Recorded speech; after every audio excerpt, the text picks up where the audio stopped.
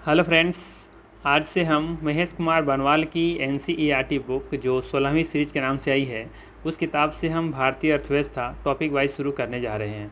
इससे पहले हमने भारत का भूगोल, विश्व का भूगोल, इतिहास और तथा पॉलिटी टॉपिक वाइज हमने करा रखा है। उसका लिंक डिस्क्रिप्शन में दिया हुआ है या फिर प्ले लिस्ट में जाकर आप चेकआउट कर सकते हैं। आज हम इस वीडियो में अर्थव्यवस्था एक परिचय से संबंधित मोस्ट इंपॉर्टेंट 25 एमसीक्यू को डिस्कस करेंगे। देखा जाए तो हर एक एग्ज़ाम में भारतीय अर्थव्यवस्था से क्वेश्चन पूछे जाते हैं, इसीलिए आप इस टॉपिक को इग्नोर नहीं कर सकते हैं। वैसे हमने इस वीडियो को स्पेशल बीपीएससी टीआरई 4.0 के लिए बनाया है जिनका सब्जेक्ट इकोनॉमिक्स है। तो चलिए फिर शुरू करते हैं आज का पहला सवाल से। आज का पहला सवाल रहेगा,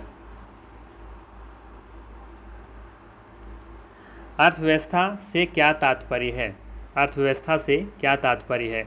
ऑप्शन दिए हुए हैं, किसी देश की समस्त संपत्ति, करों से प्राप्त आय, देश की समस्त आर्थिक गतिविधियों का समन्वय या फिर देश का बजट।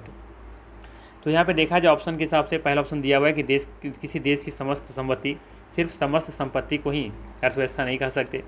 करों से प्राप्त आय, करों से जो हम टैक्स लगाते हैं उनसे जो प्राप्त आय होता है सिर्फ उसी से हम लोग अर्थव्यवस्था उसे कह दें, ये भी पॉसिबल नहीं है। बात करें सी ऑप्शन के बारे में तो बिल्कुल सही दिख रहा है। ठीक है, लिखा है देश के समस्त आर्थिक, जितने तरह का आर्थिक गतिविधि होती हैं उनका जो समन्वय है उसे हम लोग क्या कहते हैं, अर्थव्यवस्था कहते हैं, इकोनॉमी कहते हैं। ठीक है, तो बिल्कुल यहाँ पे सी ऑप्शन सही हो जाएगा। नेक्स्ट है, अर्थशास्त्र का जनक किसे माना जाता है। ठीक है ना, अर्थशास्त्र का जनक किसे माना जाता है। ऑप्शन है Alfred Marshall, Adam Smith, J.M.. Keynes या फिर जॉन ग्रेविसन। सही आंसर हो जाएगा यहाँ पे बी ऑप्शन, एडम स्मिथ। ठीक है, एडम स्मिथ को अर्थशास्त्र का जनक या अर्थशास्त्र का पिता कहा जाता है। इनका जन्म फ्रांस में यूके में होता है। ठीक है, यूके में इनका जन्म होता है और इन्हें मतलब कह सकते हैं कि इनका एक बुक था, बुक का नाम है द वेल्थ ऑफ नेशन, जो कि बहुत ही फेमस हुआ था इनका किताब। ठीक है, द वेल्थ ऑफ नेशन, ध्यान रखिएगा। साथ ही भी ध्यान रखिएगा कि इनका जो जन्म होता है वो होता है 1723 में। कब? 1723 में। और मृत्यु होती है इनका 1790 ईस्वी में। ठीक है, तो ये ध्यान रखिएगा। वैसे देखा जाए तो एडम स्मिथ एक ब्रिटिश नीतिवेत्ता थे, दार्शनिक भी थे और राजनीतिक अर्थशास्त्री भी थे। ठीक है ना, चलिए आगे देखते हैं। नेक्स्ट है, अर्थव्यवस्था के निम्नलिखित में से किन क्षेत्रों के साथ कृषि तथा सेवाएं क्रियाकलाप संबंध है। सवाल है कि अर्थव्यवस्था के निम्नलिखित में से किन क्षेत्रों के साथ कृषि तथा सेवाएं क्रियाकलाप जो है उस संबंध है, किससे संबंधित है। ऑप्शंस दिए हुए हैं क्रमशः प्राथमिक तथा तृतीयक। बी ऑप्शन में दिया है क्रमशः प्राथमिक तथा द्वितीयक। सी ऑप्शन में दिया है क्रमशः तृतीयक तथा द्वितीयक, या डी ऑप्शन में दिया हुआ है क्रमशः द्वितीयक तथा चतुर्थक। पहले हम लोग यहाँ पे जानते हैं कि प्राथमिक क्षेत्र क्या होता है, द्वितीय क्षेत्र क्या होता है, तृतीय क्षेत्र क्या होता है। तो ध्यान रखिएगा कि प्राथमिक क्षेत्र में, ठीक है, प्राथमिक क्षेत्र में आपको कृषि देखने को मिलेगा, वानिकी, पशुपालन हो, चाहे मत्स्य पालन हो, चाहे मुर्गी पालन हो, चाहे खनन हो या फिर उत्खनन हो, इन सब चीज़ों को प्राथमिक क्षेत्र में रखा जाता है। ठीक है, प्राइमरी सेक्टर में। बात करें हम द्वितीय क्षेत्र में, तो द्वितीय क्षेत्र में विनिर्माण से संबंधित होता है, अर्थात निर्मित जितने भी तरह के शोध किए जाते हैं या फिर कह सकते हैं मैन्युफैक्चरिंग जहाँ पे किया जाता है, तो जिन भी चीज़ों का मैन्युफैक्चरिंग किया जाएगा तो उसे हम लोग द्वितीय क्षेत्र में रखते हैं। बात करें हम तृतीय क्षेत्र का, तो इसमें से व्यापार, परिवहन हो, चाहे संचार हो, चाहे बैंकिंग हो, शिक्षा हो, स्वास्थ्य हो, बीमा हो, बैंकिंग हो, ये सभी जो भी सेवाएं दी जाती है ना, ये सभी इसको तृतीय क्षेत्र में रखा जाता है। ठीक है, तो यहाँ पे देखेंगे सबसे पहले क्या दिया हुआ है, कृषि दिया हुआ है। तो कृषि किस में चला जाएगा, प्राइमरी सेक्टर में। ठीक है, तो यहाँ पे देखिए ऑप्शन में प्राइमरी सेक्टर कहाँ दिख रहा है, फर्स्ट में यहाँ दिख रहा है, यहाँ भी दिख रहा है। इस बात फिर क्या है, सेवाएँ, जितनी तरह की सर्विसेज होती हैं, जैसे हमने बताया ना कि परिवहन हो गया, व्यापार है, संचार है, बैंकिंग है, शिक्षा है, स्वास्थ्य है, बीमा है, बैंकिंग है। ठीक है, तो ये सभी तृतीय क्षेत्र में आएगा। तो यहाँ पे देखेंगे ए ऑप्शन बिल्कुल सही दिख रहा है, क्रमशः प्राथमिक तथा तृतीय। ठीक है ना, तो याद रखना आपको बस इतना है कि जब भी प्राइमरी सेक्टर की बात हो, प्राथमिक क्षेत्र की बात हो, तो उसमें से आपको याद रखना है कृषि आ जाएगा, वानिकी आ जाएगा, पशुपालन, मत्स्य पालन, मुर्गी पालन, खनन, उत्खनन। ठीक है, ये सभी प्राइमरी सेक्टर में आते हैं। जबकि द्वितीय क्षेत्र में क्या आएगा, तो द्वितीय क्षेत्र में आपको याद रखना है कि देखिए कि क्या वहाँ पे मैन्युफैक्चरिंग किया जा रहा है, क्या किसी चीज़ का निर्माण किया जा रहा है, क्या किसी चीज़ को निर्मित किया जा रहा है। अगर ऐसा हो रहा है तो समझिए कि वो द्वितीय क्षेत्र में आएगा। जैसे कि चीनी उद्योग, ठीक है, तो चीनी का उद्योग यानी कि वहाँ पर चीनी बनाने का काम चल रहा है, तो वो किस में आएगा, द्वितीय क्षेत्र में। वही चीनी कोई बेच रहा है तो वो बेचने का काम क्या हो जाएगा, सर्विस सेक्टर में आ जाती है। हाँ, सर्विस सेक्टर में आ जाएगा, मतलब कि वो तृतीय क्षेत्र में चला जाएगा। ठीक है ना, तो ये आपको बेसिक कॉन्सेप्ट याद रखना है। ठीक है, ए ऑप्शन यहाँ पे सही होगा। नेक्स्ट है, आर्थिक क्रियाओं के अंतर्गत किन किन तत्वों को सम्मिलित किया जाता है। ऑप्शन दिए हुए, उत्पादन, उपभोग, विनिमय, वितरण, लोक राजस्व।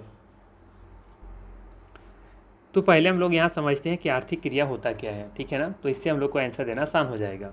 तो आर्थिक क्रिया क्या है, तो याद रखिएगा कि मनुष्य की वे क्रियाएं जिनका उद्देश्य धन कमाना है या जो मुद्रा रूपी मापदंड से मापी जा सकती हैं, ये सभी आर्थिक क्रियाएं कहलाती हैं, ठीक है ना। फिर से सुनिएगा, हमने कहा कि मानव की वे क्रियाएं जिनका उद्देश्य धन कमाना है या जो मुद्रा रूपी मापदंड के रूप में मापी जा सकती हैं, उससे हम लोग आर्थिक क्रिया कहते हैं, ठीक है। तो यहाँ पे देखेंगे पहला ऑप्शन में उत्पादन भी सही हो जाएगा, ठीक है, आर्थिक क्रिया के अंतर्गत रखा जा सकता है, ठीक है, क्योंकि इसके उद्देश्य जो है वो क्या है, धन कमाना है। उपभोग भी हो सकता है, विनिमय भी हो जाएगा, वितरण भी हो जाएगा और लोक राजस्व भी हो जाएगा। ये सभी देखेंगे सब आर्थिक क्रिया के अंतर्गत ही आ रहे हैं, ठीक है। तो यहाँ पे जो सही आंसर हो जाएगा वो हो जाएगा आपका उपयुक्त में से सभी, कोई दिक्कत नहीं है। आर्थिक क्रिया का मतलब ये समझिए आप सिर्फ कि इसका उद्देश्य होता है धन कमाना या फिर मुद्रा रूपी मापदंड से मापी जा सकती हैं, ठीक है, जिसे हम लोग मुद्रा के रूप में माप सकते हैं, उन सभी क्रियाकलाप को हम क्या कहेंगे, आर्थिक क्रिया कहेंगे, राइट। तो ये ध्यान रखिएगा आप। अब यहाँ पे दूसरा सवाल उठ सकता है कि गैर आर्थिक क्रिया क्या है, तो वहाँ पे क्या हो जाएगा, वहाँ पे सिंपल सा हो जाएगा कि वहाँ पे धन कमाना उद्देश्य नहीं रहेगा। जैसे सिंपल सा डिफिनेशन हम दें तो हम ये कह सकते हैं कि मानव की वही सब क्रियाएं जिनका संबंध धन से नहीं है, जिन्हें मुद्रा रूपी मापदंड से नहीं मापा जा सकता है, उसे हम लोग क्या कहेंगे, गैर आर्थिक क्रिया कहेंगे।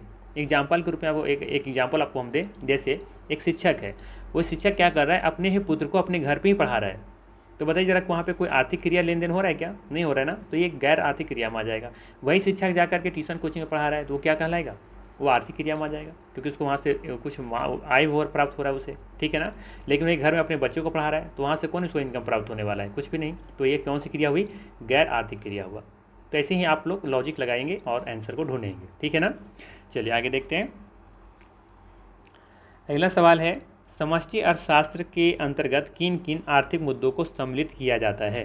देखिए अब समष्टि अर्थशास्त्र को आपको समझना होगा कि समष्टि अर्थशास्त्र क्या है। तो स से समष्टि याद रखिएगा, स से समस्त याद रखिएगा। तो समस्त अर्थशास्त्र का जो यहाँ पे अध्ययन किया जाता है उसे समष्टि अर्थशास्त्र कहते हैं, सिंपल सा लैंग्वेज में, ठीक है ना। तो यहाँ पे देखिए उसमें से आपका आ जाएगा राजकीय कोषीय नीति भी आ जाएगा, ठीक है, ये भारत सरकार का काम है। मौद्रिक नीति ये RBI का काम है। मुद्रास्फीति एवं अविस्फीति और सरकारी बजट, तो ये भी देखेंगे कि समष्टि अर्थशास्त्र के अंतर्गत ही रखा जाता है, ठीक है। तो यहाँ पे जो सही आंसर हो जाएगा वो हो जाएगा आपका डी ऑप्शन 1, 2, 3 और 4, कोई दिक्कत नहीं होना चाहिए यहाँ पे। चलिए आगे देखते हैं। अब यहाँ पे देखिए वर्ड आया है बंद अर्थव्यवस्था। ये बंद अर्थव्यवस्था क्या है, पहले इसको समझते हैं कि ये बंद अर्थव्यवस्था क्या है। तो याद रखना है आपको, बंद अर्थव्यवस्था या फिर क्लोज इकोनॉमी में कि ना तो वहाँ पे निर्यात होता है ना ही आयात होता है, ठीक है। क्लोज इकोनॉमी में ना तो आयात होगा ना ही निर्यात होगा। तो ऐसा ऑप्शन कहाँ दिख रहा है, तो आपको एक ही ऑप्शन दिख रहा होगा, डी ऑप्शन, ना तो निर्यात ना ही आयात होता है इसमें, ठीक है, सिंपल सा ये है, नाम से भी पता चल रहा है वैसे बंद अर्थव्यवस्था, जहाँ पे ना तो निर्यात हो रहा है ना ही आयात हो रहा है, ठीक है। चलिए, और ये अर्थव्यवस्था के लिए बहुत ही क्या होता है, खराब होता है, ये भी याद रखिएगा।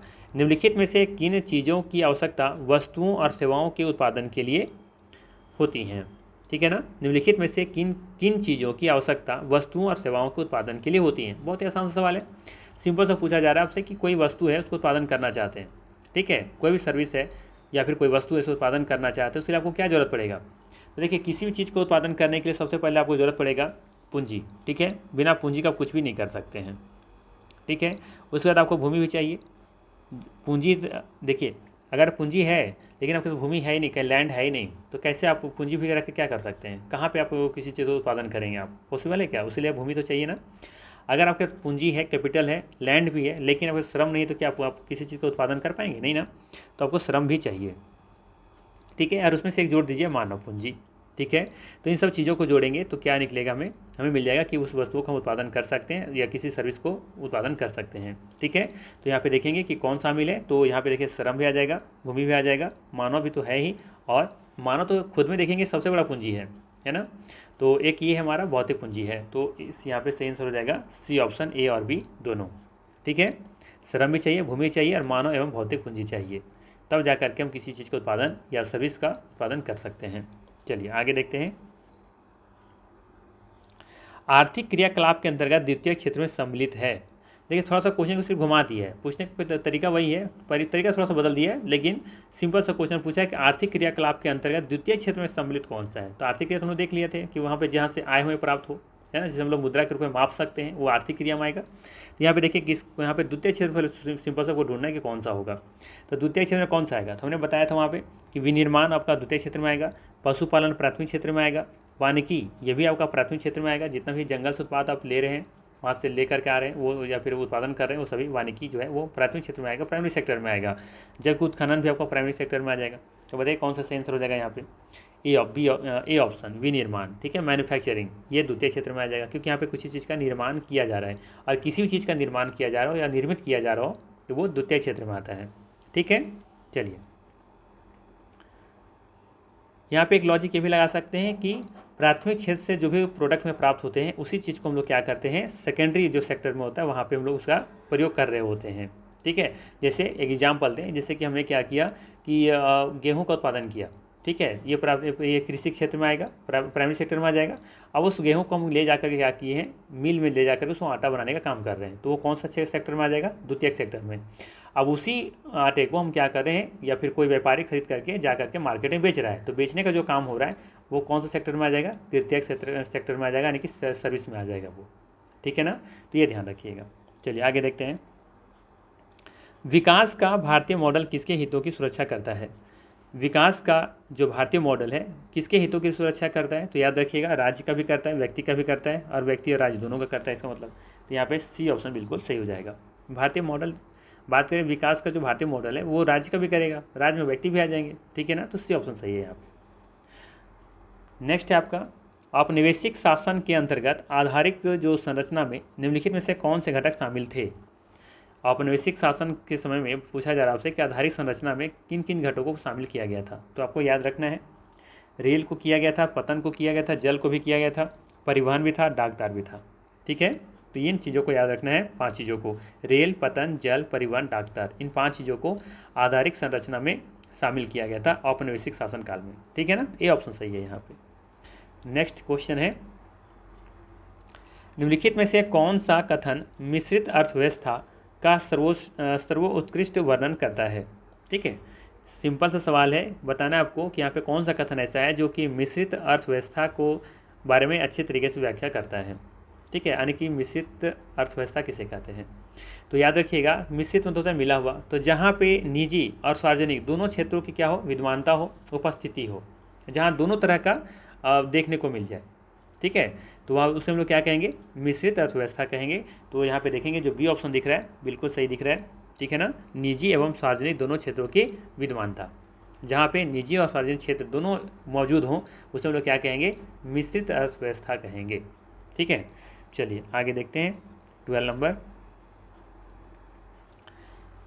सवाल है, निम्नलिखित में से कौन सा मानव पूंजी निवेश का सबसे उपयुक्त उदाहरण है। निम्नलिखित में से कौन सा मानव पूंजी निवेश का सबसे उपयुक्त उदाहरण है। ठीक है, किसका, मानव पूंजी निवेश का। मानव पूंजी निवेश अब समझते हैं पहले ये कि मानव पूंजी निवेश है क्या। ठीक है, तो मानव पूंजी निवेश क्या है, सिंपल से ये समझिए कि कोई बंदा है, कोई भी आदमी है, उस व्यक्ति को हम क्या कर रहे हैं कि उसको हम पढ़ा लिखा करके उसको हम क्या कर डॉक्टर बना दे रहे हैं या फिर इंजीनियर बना दे रहे हैं। तो उसमें हमने बनाने के लिए हमें क्या करना पड़ेगा, उससे पहले इन्वेस्ट करना पड़ेगा, कुछ अमाउंट उसमें क्या करना पड़ेगा, इन्वेस्ट करना पड़ेगा। इन्वेस्ट जब करेंगे तो देखेंगे कि डॉक्टर कितनों को इलाज करेगा, है ना, तो उसके लिए पहले क्या करना पड़ेगा, उसमें निवेश करना पड़ेगा। तो वही कहलाता है मानव पूंजी निवेश। जैसे आप भी आज पढ़ रहे हैं तो पढ़ाने के लिए घर वाले माँ बाप पैसा दे रहे होंगे, तो आज घर वाले क्या कर रहे हैं, पूंजी निवेश कर रहे हैं। ठीक है, पूंजी निवेश कर रहे हैं, तो आगे चल करके फिर क्या होगा कि आप जब पढ़ लिख जाएंगे, आपकी जब नौकरी लग जाएगी, तो फिर आप आगे चल करके और बाकी को संभालेंगे, है ना। तो इसी को क्या कहा जाता है, मानव पूंजी निवेश। शिक्षित करना, मतलब ये नहीं शिक्षित करना मतलब कि शिक्षित ऐसा करना ताकि वो उसका स्किल डेवलपमेंट जो है वो विकास हो जाए। ठीक है, तो ऐसा ऑप्शन देखिए कहाँ दिख रहा है, पहला ऑप्शन में क्या दिया है, मानव संसाधनों का अभियंता और डॉक्टर के रूप में परिवर्तित होना। देखिए पहला ऑप्शन ही सही दिख रहा है। ठीक है ना, कि मानव संसाधनों का अभियंता या इंजीनियर कर सकते हैं, और डॉक्टर के रूप में हम क्या कर रहे हैं, उसको परिवर्तित कर दे रहे हैं, यानी कि उसको पढ़ा लिखा करके हम उसको या तो इंजीनियर बना दे रहे हैं, डॉक्टर बना दे रहे हैं। ठीक है, तो इस तरीके से हम कर सकते हैं, इसमें हमने मानव पूंजी निवेश किया और उसके बाद हमने इसे डॉक्टर या फिर इंजीनियर बना दिया। तो पहला ऑप्शन ही सही दिख रहा है। बाकी क्या दिया है, मानव पूंजी का भौतिक पूंजी में परिवर्तित होना, ये नहीं होगा। गरीब का अमीर में परिवर्तित होना, बताइए यहाँ पे कौन सा पूंजी निवेश हो रहा है, कोई गरीब से अमीर बन जा रहा है, यहाँ पे कोई पूंजी का निवेश हुआ है, नहीं हुआ है ना। निजी से सार्वजनिक में परिवर्तित होना, तो निजी से सार्वजनिक में परिवर्तित होना, ठीक है, निजी से सार्वजनिक में परिवर्तित हो जाना, यहाँ भी कोई पूंजी निवेश नहीं है, ठीक है, इसे मानव पूंजी निवेश नहीं कर सकते हैं। सिंपल सा फंडा, या ये भी सोच रहे होंगे शायद कि गरीब से अमीर बन रहा है, ये तो भी तो कोई, इसमें तो कुछ ना कुछ नया चीज़ बन जा रहा है, तो बन तो रहा है लेकिन हमने पूंजी निवेश नहीं किया है। आप गरीब से कोई अमीर बन जाना ही क्या पूंजी निवेश उसको कहेंगे, नहीं कहेंगे ना। जैसे मान लो कोई 1 करोड़ रुपये कहीं से पा लिया, अब पहले गरीब था, अमीर बन गया, लेकिन क्या वो अमीर तो बन गया, क्या दूसरे को अमीर बना सकता है, नहीं बना सकता है, क्योंकि हमें तो कुछ निवेश नहीं थे, उसको तो ज्ञान प्राप्त ही नहीं है। उसके पास ज्ञान होना चाहिए ना, कुछ एजुकेशन उसको प्राप्त होना चाहिए ना, उसका स्किल डेवलपमेंट होना चाहिए कि नहीं होना चाहिए, ठीक है। तो यहाँ पे जो सही आंसर है वो ये ऑप्शन है। चलिए आगे देखते हैं। आपूर्ति वक्र, जिसे हम लोग सप्लाई कर्व कहते हैं, कि अनुपस्थिति निम्नलिखित में से किसकी विशेषता है, तो इसको याद रखिएगा। यहाँ पे जो सही आंसर है वो है ए ऑप्शन, एकाधिकार, ठीक है। अब बात करें एकाधिकार क्या है, ठीक है, एकाधिकार किसे कहते हैं, तो याद रखिएगा एकाधिकार मतलब होता है कि इसे एक मार्केट है, एक बाज़ार है, तो उस बाज़ार में देखेंगे कि सिर्फ और सिर्फ बेचने वाला एक है और ख़रीदने वाले बहुत सारे लोग हैं, तो उससे हम लोग कहेंगे कि वहाँ पे क्या देखने को मिलेगा, एकाधिकार, ठीक है। सिंपल सबको यही समझना है कि बेचने वाले एक है, खरीदने वाले बहुत सारे हैं, उसे क्या कहते हैं, एकाधिकार कहते हैं, ठीक है। तो वहाँ पे देखेंगे कि एकाधिकार में क्या होता है कि रेट आपको थोड़ा सा महंगा देखने को मिलेगा, क्योंकि रेट वहाँ पे फिर तय कौन करता है, मालिक करता है, विक्रेता खुद करता है, ठीक है। बाकी बात करें पूर्ण प्रतिस्पर्धा में, तो यहाँ पे देखेंगे कि यहाँ पे बहुत सारे विक्रेता भी होंगे और बहुत सारे क्रेता भी होंगे, तो यहाँ पे देखेंगे कि जो रेट तय होता है वो बाज़ार खुद तय करती हैं, ठीक है, यहाँ पे विक्रेता खुद तय नहीं कर पाता है। चलिए आगे देखते हैं। भारत में अधिकांश श्रमिकों का रोजगार निम्नलिखित में से किस क्षेत्र के अंतर्गत आता है। भारत में अधिकांश श्रमिकों का जो रोजगार है वो निम्नलिखित में से किस क्षेत्र के अंतर्गत आता है। आपके पास लॉजिक है तो आंसर आप दे पाएंगे। कैसे, आपको पता होगा ना कि भारत में लगभग 50-60% से ऊपर ही देखेंगे कि लोग जो हैं यहाँ पे कृषि क्षेत्र में लगे हुए हैं, प्रत्यक्ष या अप्रत्यक्ष रूप में। इसका मतलब है वो किस क्षेत्र में आते हैं, प्राइमरी सेक्टर में आता है। इसका मतलब इसका सही आंसर हो जाएगा बी ऑप्शन, प्राथमिक क्षेत्र।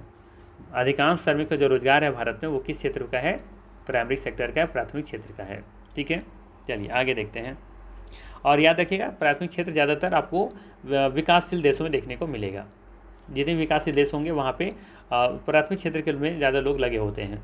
बात करें हम तृतीय क्षेत्र में, तो यहाँ विकसित देश, जहाँ विकसित देश होंगे वहाँ के जो लोग होंगे ज़्यादातर जो रोजगार में लगे होंगे वो तृतीय क्षेत्र में लगे होंगे, ठीक है। चलिए, निम्नलिखित में से कौन सा सिद्धांत अंतर्राष्ट्रीय व्यापार इंटरनेशनल ट्रेड का आधार बनता है। निरपेक्ष लागत अंतर, तुलनात्मक लागत अंतर, या अवसर लागत, या उपयुक्त में से सभी।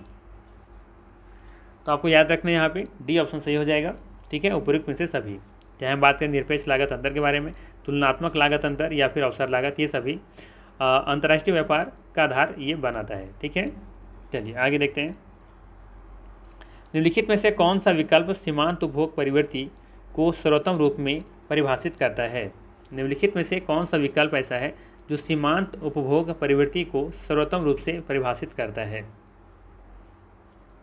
तो इसका सही आंसर हो जाएगा अतिरिक्त उपभोग और अतिरिक्त आय। अगर यदि अतिरिक्त उपभोग कर रहे हैं और अतिरिक्त आय हो रहा है तो वहाँ पे क्या कहा जाएगा, ये कि ये सीमांत उपभोग प्रवृत्ति के सर्वोत्तम रूप से परिभाषित करेगा यहाँ पे, ठीक है। तो ये ऑप्शन यहाँ पे सही हो जाएगा। नेक्स्ट है, पूंजीवादी अर्थव्यवस्था को निम्नलिखित में से किस अन्य नाम से भी जाना जाता है। पूंजीवादी अर्थव्यवस्था को निम्नलिखित में से किस अन्य नाम से भी जाना जाता है। पहले हम लोग ये बात करते हैं कि पूंजी अर्थव्यवस्था है क्या, ठीक है ना। पूंजी अर्थव्यवस्था समझते हैं पहले ये क्या होता है। तो ध्यान रखिएगा कि पूंजी अर्थव्यवस्था वह अर्थव्यवस्था है जिसमें उत्पादन के साधनों का जो स्वामित्व होता है ना वो निजी व्यक्ति के पास होता है और जिसका उपयोग अपने निजी लाभ के लिए करता है। यहाँ पे पूंजीवादी अर्थव्यवस्था में जो लोग होते हैं ना वो अपने निजी स्वार्थ के लिए अपना काम के लिए करते हैं और उसका जो स्वामित्व होता है वो निजी व्यक्तियों के हाथ में होता है, ठीक है। तो इस तरह का अर्थव्यवस्था कौन सा दिख रहा है ऑप्शन के हिसाब से देखिए जरा। तो यहाँ पे देखेंगे बाजार अर्थव्यवस्था। इसका सही आंसर क्या हो जाएगा, बाजार अर्थव्यवस्था। बी ऑप्शन यहाँ पे सही है। बस याद रखिएगा आप लोग कि पूंजी अर्थव्यवस्था ऐसी अर्थव्यवस्था होती है जहाँ पे जो लोग होते हैं ना वो व्यक्ति जो होते हैं व्यक्तिगत स्वामित्व के लिए मतलब कि इस्तेमाल करते हैं, और इसमें प्रति व्यक्ति इन्हें कह सकते हैं कि इनका अपना जो लाभ होता है उसके लिए उपयोग करते हैं लोग। ठीक है, एग्जाम्पल के रूप में बात करें तो जैसे कि देखेंगे आप, अमेरिका जो है एक पूंजीवादी अर्थव्यवस्था है वहाँ पे। ठीक है, भारत के बारे में बात करें तो भारत एक ऐसी अर्थव्यवस्था वाला देश है, तो ये मिश्रित अर्थव्यवस्था वाला देश है। ठीक है, चलिए आगे देखते हैं। किस अर्थव्यवस्था में कीमत तंत्र के आधार पर निर्णय लिए जाते हैं? किस अर्थव्यवस्था में कीमत तंत्र के आधार पर निर्णय लिए जाते हैं? समाजवादी, पूंजीवादी, मिश्रित अर्थव्यवस्था, उपयुक्त में से कोई नहीं। तो याद रखिएगा कि पूंजीवादी अर्थव्यवस्था में जो कीमत तंत्र होता है, ठीक है, मतलब कह सकते हैं कि कीमत तंत्र के आधार पर निर्णय लिए जाते हैं। ठीक है, तो ये पूंजीवादी अर्थव्यवस्था में ऐसा होता है, क्योंकि जानते हैं वहाँ पे कि जो स्वामित्व होता है वो निजी हाथों में होता है, तो लोग कीमत खुद तय करते हैं। ठीक है, तो पूंजीवादी में ऐसा होता है। चलिए आगे देखते हैं। नेक्स्ट है, सवाल है निम्नलिखित में से कौन अर्थव्यवस्था के पंचक क्षेत्र का उदाहरण है? ठीक है, ऑलरेडी हम लोगों ने देखा कि प्राथमिक क्षेत्र, द्वितीय क्षेत्र, तृतीय क्षेत्र होता है। तो यहाँ पे दो क्षेत्र और होते हैं, चतुर्थक क्षेत्र और एक होता है पंचक क्षेत्र। ठीक है, तो यहाँ पे बात कर रहे हैं हम लोग पंचक क्षेत्र के बारे में कि इसके कौन से उदाहरण हैं। ठीक है, तो पहला ऑप्शन देख रहे हैं यहाँ पे, नीचे से देखते हैं, फसलें उगाने के लिए ज़मीन तैयार करना। ठीक है, फसल उगाने के लिए ज़मीन तैयार करना, तो बताइए प्राइमरी सेक्टर में आएगा ना? कृषि क्षेत्र की बात हो रही है तो प्राइमरी सेक्टर का आएगा, ये तो नहीं होगा। बात करें हम अपरिष्कृत हीरे का बदलना, इसका मतलब ये कुछ इसमें निर्माण किया जा रहा है, कुछ बनाने के ऊपर काम चल रहा है, तो ये हो जाएगा मैन्युफैक्चरिंग से संबंधित, अर्थात ये द्वितीय क्षेत्र में आ जाएगा, तो ये भी नहीं होगा। ठीक है, बात करें हम बी ऑप्शन का, तो सैटेलाइट डिजाइन कर रहे वैज्ञानिकों और अभियंताओं में टीम में काम करना, तो याद रखिएगा ये चतुर्थक क्षेत्र में आएगा। ठीक है, तो ये भी नहीं होगा। पहला ऑप्शन दिया हुआ है केंद्रीय मंत्रालय में कैबिनेट मंत्रियों की सेवाएं देना, सर्विस देना, ये पंचक क्षेत्र में आएगा। ठीक है, अर्थात यहाँ पे ये ऑप्शन बिल्कुल सही हो जाएगा। ठीक है, तो क्लियर हो गया पांचों। ठीक है, पांचों क्षेत्र याद हो गए आपको। चलिए आगे देखते हैं। सवाल है उपभोक्ता व्यवहार का अध्ययन किया जाता है। उपभोक्ता व्यवहार का अध्ययन किया जाता है सूक्ष्म अर्थव्यवस्था में, आय विश्लेषण में, या फिर समष्टि अर्थशास्त्र में, या इनमें से कोई नहीं। तो उपभोक्ता व्यवहार का जो अध्ययन किया जाता है वो है आपका सूक्ष्म अर्थव्यवस्था। ठीक है, सूक्ष्म अर्थशास्त्र, अर्थात यहाँ पे ये ऑप्शन बिल्कुल सही हो जाएगा। उपभोक्ता व्यवहार का अध्ययन किसमें किया जाता है? सूक्ष्म अर्थव्यवस्था में किया जाता है। और पूरे बात करें पूरी अर्थव्यवस्था के बारे में यदि अध्ययन करना है तो उसमें समष्टि अर्थशास्त्र में किया जाता है। ठीक है, नेक्स्ट है, अर्थशास्त्र मानव कल्याण का विज्ञान है, यह कथन किसने कहा? अर्थशास्त्र मानव कल्याण का विज्ञान है, यह कथन किसने कहा? तो ये कहने वाले व्यक्ति थे अल्फ्रेड मार्शल। ठीक है, ए ऑप्शन यहाँ पे सही होगा। नेक्स्ट है, वस्तु की मांग किसको निर्दिष्ट करती है? वस्तु की जो मांग है ना, किसको निर्दिष्ट करती है आपको बताना है। उस वस्तु की इच्छा, उस वस्तु की आवश्यकता, उस वस्तु का मांगा गया परिमाण, या फिर किसी विशिष्ट समयावधि के दौरान किसी निश्चित कीमत पर मांगा गया परिमाण। तो याद रखिएगा यहाँ पे डी ऑप्शन बिल्कुल सही हो जाएगा। ठीक है, कि किसी विशिष्ट समयावधि के दौरान कोई खास समय होना चाहिए और किसी निश्चित कीमत पर जो हम मांगते हैं उसका जो परिमाण है उसे हम लोग क्या कहते हैं? वस्तु की मांग कहते हैं, डिमांड ऑफ गुड्स कहते हैं। ठीक है, तो याद रखिएगा डी ऑप्शन यहाँ पे सही हो जाएगा। वस्तु की मांग सिर्फ उसकी वस्तु की इच्छा होने से उसकी मांग नहीं कहा सकते। जैसे मेरे कहने का मतलब है कि मुझे आईफोन मुझे बहुत पसंद है, उसका मुझे इच्छा है, तो क्या ये वस्तु की मांग कहलाएगी? नहीं कहलाएगी। जब तक उसे हम लोग उस कीमत, निश्चित कीमत पर जब तक हम लोग उसे मांगते नहीं है, जब तक परचेज नहीं कर लेते हैं। उस वस्तु की आवश्यकता, जैसे मेरे पास अभी मान लेते हैं कि मुझे एक इलेक्ट्रॉनिक बोर्ड की ज़रूरत है जहाँ पे हम ऑनलाइन पढ़ा सकते हैं, तो मेरे पास इतना पैसा नहीं है कि उस चीज़ को हम खरीद पाएँ, बजट मेरे पास इतना नहीं है, तो हम क्या कहेंगे? क्या उस वस्तु की फिर मांग, उस वस्तु की मांग में आएगा? वो नहीं आएगा, क्योंकि सिर्फ मेरे पास आवश्यकता है लेकिन हम मांग नहीं रहे, डिमांड नहीं कर रहे हैं, क्योंकि मेरा तो बजट नहीं है, तो उससे वस्तु की मांग हम नहीं कर सकते हैं। इस बात सी ऑप्शन दिया है उस वस्तु का मांगा गया परिमाण, तो ये भी नहीं होगा। तो सबसे अच्छा ऑप्शन क्या है? डी ऑप्शन, कि किसी विशिष्ट समयावधि के दौरान कोई खास समय होगा, उस दौरान हम क्या करें? एक निश्चित कीमत पर उसे हम क्या करें? मांग रहे हैं, उसका जो परिमाण निकलेगा उसे हम लोग क्या कहेंगे? वस्तु की मांग कहेंगे। ठीक है, चलिए नेक्स्ट होगा 23 नंबर, यह सत्य होगा कि भारत को परिभाषित किया जाए। पहले ही बता दिए हैं यहाँ पे, नहीं पहले नहीं बताएं, सॉरी। देख लीजिए यहाँ पे ऑप्शन क्या दिया हुआ है, एक खाद्यान्न की कमी वाली अर्थव्यवस्था के रूप में। नहीं, हमारे यहाँ खाद्यान्न की कोई कमी नहीं है। खाद्यान्न तो इतना है कि देखेंगे कि FCI में भोजन मतलब जो है चावल वगैरह सड़ जा रहा है ना, तो खाद्यान्न की कमी यहाँ बिल्कुल भी नहीं है। ठीक है, हाँ, कुछ लोग सुनते होंगे, अब आप लोग सुनते होंगे कि बहुत सारे लोगों की भूख की वजह से मृत्यु हो रही है। इसी रीज़न क्या है, सिस्टम की गलती है, वहाँ के सरकार नेता की गलती है जो उन लोगों पर ध्यान नहीं देते हैं, या लोकल अथॉरिटी है वो ऐसे से काम नहीं कर पाते। ठीक है, लेकिन हमारे यहाँ खाद्यान्न की कमी तो बिल्कुल नहीं है। बात करें हम एक श्रम अधिक वाली अर्थव्यवस्था के रूप में, बिल्कुल सही है, यहाँ पे श्रम देखेंगे बहुत ज़्यादा है, इसीलिए तो देखेंगे रोजगार यहाँ पे बहुत ज़्यादा बढ़ा हुआ है। तो यहाँ पे श्रम बहुत ज़्यादा है, लेबर की संख्या यहाँ बहुत ज़्यादा है, तो हम लोग कह सकते हैं कि भारत क्या है, एक श्रम आधिक्य वाली अर्थव्यवस्था है यहाँ पे। ठीक है, बात करें सी ऑप्शन के बारे में, एक व्यापार अधिक वाली अर्थव्यवस्था के रूप में, इससे बेहतर ऑप्शन बी हमारे पास है, एक पूंजी अधिक वाली अर्थव्यवस्था के रूप में। तो यहाँ पे पूंजी अधिक नहीं है, अगर पूंजी अधिक होता तो हम लोग रोजगार के लिए क्यों भटकते हैं, है ना, बात सही है ना। तो यहाँ पे जो देखेंगे जो सही आंसर है वो बी ऑप्शन बिल्कुल सही है। नेक्स्ट है, भारतीय अर्थव्यवस्था वर्णित की जा सकती हैं, भारतीय अर्थव्यवस्था वर्णित की जा सकती हैं एक पिछड़ी एवं गतिहीन अर्थव्यवस्था के रूप में। नहीं, बिल्कुल नहीं, हमारी जो अर्थव्यवस्था पिछड़ी नहीं है, गतिहीन नहीं है ना, पिछड़ी नहीं है, विकासशील है, और गतिहीन तो नहीं कर सकते क्योंकि हमारी अर्थव्यवस्था काफ़ी अच्छे रास्ते पर पहुंच चुका है। देखेंगे कि 5वां वर्ल्ड का पूरा 5वां रैंक में हमारा देश आता है, तो गतिहीन अर्थव्यवस्था नहीं कर सकते। विकासशील कह सकते हैं कि हमारा जो देश है वो कैसी अर्थव्यवस्था वाला है, तो ये एक विकासशील अर्थव्यवस्था वाला देश है। ठीक है ना, तो ये बी ऑप्शन बिल्कुल सही है। विकसित नहीं है ना, विकसित देखेंगे जैसे कि जापान हो गया, चाइना हो गया, जैसे विकसित देश में आते हैं, तो यहाँ पे डी ऑप्शन तो बिल्कुल नहीं होगा, तो बी ऑप्शन बिल्कुल यहाँ से ही है। नेक्स्ट है, और आज का अंतिम प्रश्न है, निम्नलिखित में से कौन सा भारतीय अर्थव्यवस्था का प्रमुख लक्षण है। तो इसका आंसर शायद पहले हम दे चुके हैं, भारत की जो अर्थव्यवस्था है वो मिश्रित अर्थव्यवस्था है, मिला जुला वाला है, तो अर्थात यहाँ पे सी ऑप्शन बिल्कुल सही होगा। राइट, तो ये थे मोस्ट इंपॉर्टेंट 25 MCQ। अगर वीडियो अच्छा लगा हो तो लाइक कीजिएगा, नए चैनल पर नए हैं तो सब्सक्राइब कीजिएगा, बाकी दोस्तों के साथ आप शेयर कर सकते हैं। ठीक है, खुशी होगी हमें। तो चलिए फिर मिलते हैं इसी तरह के नेक्स्ट वीडियो में। Thanks for watching.